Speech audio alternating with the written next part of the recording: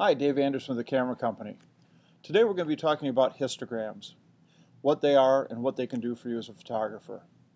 So what we have in front of us is a picture of a barn inside some bushes, a little blue sky showing through, and up here on the right you'll see the histogram for that particular photo. On the left hand side would be pure black, on the right hand side would be pure white, but what we're seeing is kind of a mountain. This is a traditional histogram showing what a really classic perfect exposure would look like.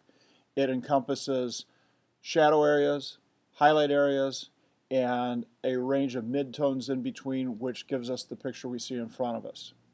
But what happens if that picture was overexposed or underexposed? Well, just like using the exposure compensation on your camera, we can kind of demonstrate that here. I'm going to underexpose this by about 3 stops of exposure, closer to 4. And you'll notice that that histogram piled all the way up on the left hand side and everything is black. There's no detail. It's just black, and you get a little blue sky showing through there, and that's represented here in the histogram in the center by having a little bit of a rise off of the baseline. The opposite happens if we were to add 3 stops of exposure.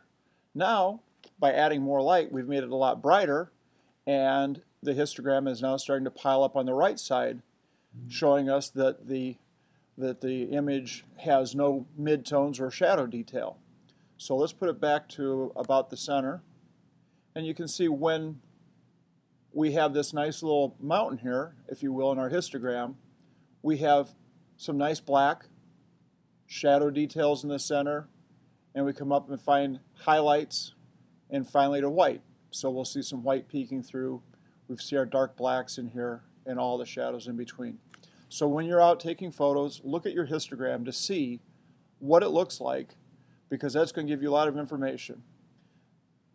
Now, that's not always true. Let's talk about 2 different cases where you might want it to pile up on the black side, or you might want it to pile up on the light side. Our first example, this lighthouse was photographed in the early morning. So the histogram is going to represent more towards the dark side. As you can see that the pier here is dark, the lighthouse is dark, we got a lot of clouds. So the histogram represents that same bit of information. There is a large area which is going to be almost totally black, represented by the left-hand side here. And then we also have some nice midtones, which is represented by this. But we don't have those bright whites.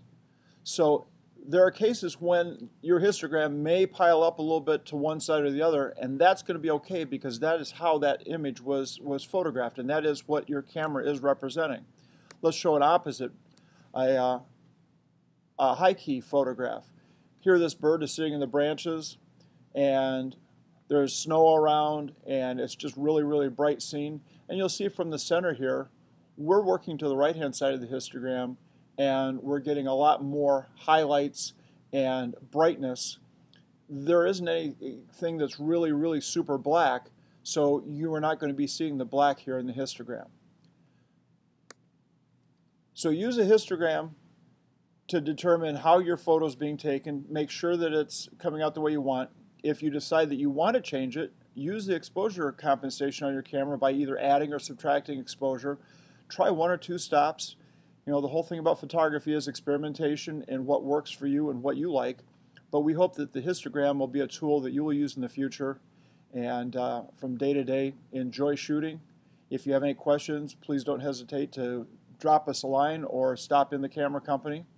Also, if you found this tip helpful, subscribe to our YouTube page and follow us on Facebook. Thank you, and we'll see you on the next video.